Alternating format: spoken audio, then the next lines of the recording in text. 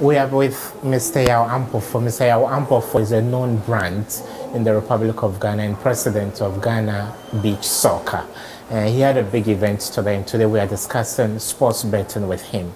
We've made quite an investment on our anti-sports betting message. They have huge billboards. We are springing up a lot of billboards as well. And today we want his candid opinion. He's a successful young man, a sports journalist. Yeah, thank you so much for your time. Thanks, it's a pleasure. Yeah, you did great on the day of the launch. Thank you very much. You made me turn into a commentator that night. Excellent. Yeah. And I really enjoyed it. Yeah, candidly, there are more sports betting centers today in Ghana than there are libraries. And if care is not taken, if this trajectory continues in the next decade, there will be more sports betting centers than churches and mosques. Isn't that menacing enough for us as a country? Malaji, thank you. It's a menace, you're right. And it's also something that has now become an epidemic. I think once upon a time, when we were young growing up, there was talk, or we used to joke about the fact that there are so many churches in Africa, in Ghana, but problems don't seem to decrease, but churches seem to multiply. No offense to, I'm a Christian, so I'm not, saying this to slight anybody, but it's a fact. We have so many. And then we move from that argument to drinking spots. People would say that we have so many drinking spots. You go 100 meters, there's a drinking spot. You move here, there's a drinking spot. Why don't we have libraries as compared to drinking spots? Why don't we have fields for children to play as compared to drinking spots? Now, fast forward to 2019, we're sitting here talking about sports betting companies or betting companies in general. I think, there's a slight distinction there. We have a problem. I'll be honest, I haven't delved deep into why there are so many, but I would, in my little experience, I would look at regulations and I'll look at control. Most of these companies would need, not most, all of them would need licenses. They would need to go through certain rigorous conditions before they are granted. So, in as much as we may not be happy that all these, sports betting companies are rising up and the youth are attracted to them, we need to ask, how did we get here? What happened? What were the checks and balances that were supposed to be put in place? And I think with that, we can look at what we can do to tackle the situation. But I agree with you, it's a real big problem. It is a menace. And if we're not careful, it could explode into something else that we may not be able to contain. Where I stay, I'm not as rich as you. There isn't a single sports betting center. These centers are in underprivileged communities. Choko, Jamestown, Newtown, Mamobi, with all due respect to those areas. Aren't we adding up to an already existing pile of youth despondency, frustration, laziness, and the devil always finds work for the idle hand?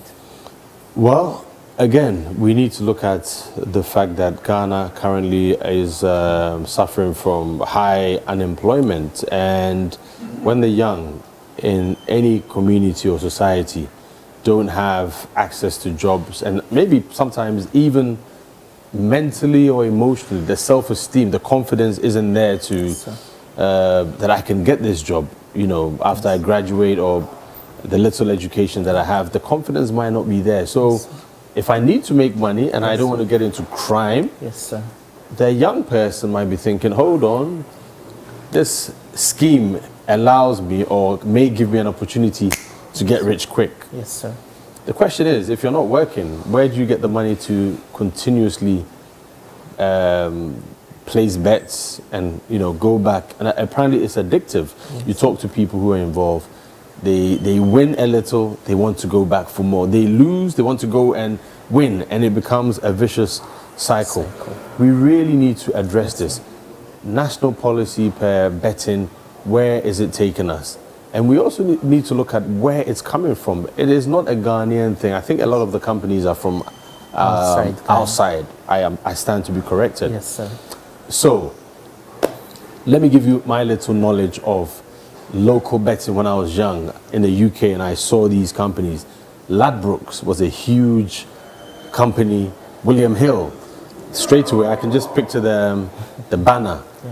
But I do also remember that distinctly, they had programs for communities. I remember William Hill used to have community sort of bazaar they used to put back into the community. Now, I never asked why. I don't know if it was a condition for them to operate. But these companies were making hundreds of millions of pounds, if not billions, over time. But they put back into the community. Was it a bargain?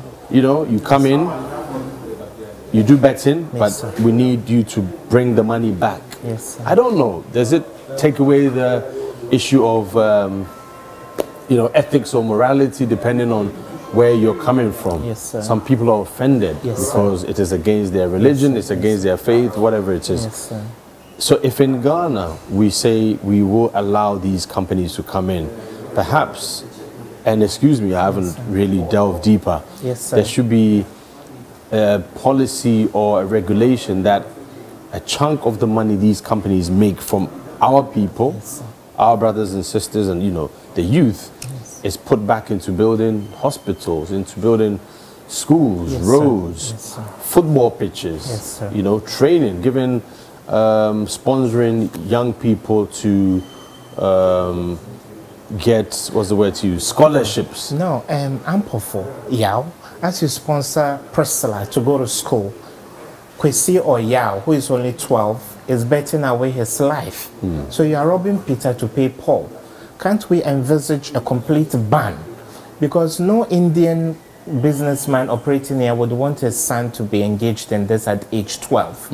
In New Delhi, a Ghanaian business cannot go there to open a betting center.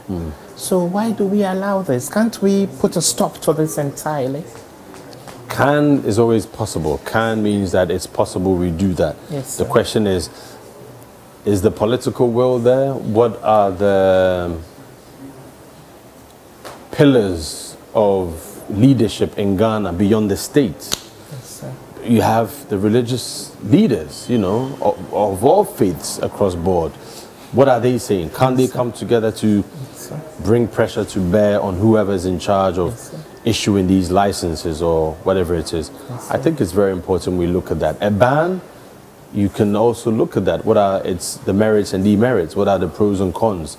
Like I said, if it's possible that we can prove that betting contributes to development and in a way adds to society positively, maybe we can argue that, but I'm yet to see that.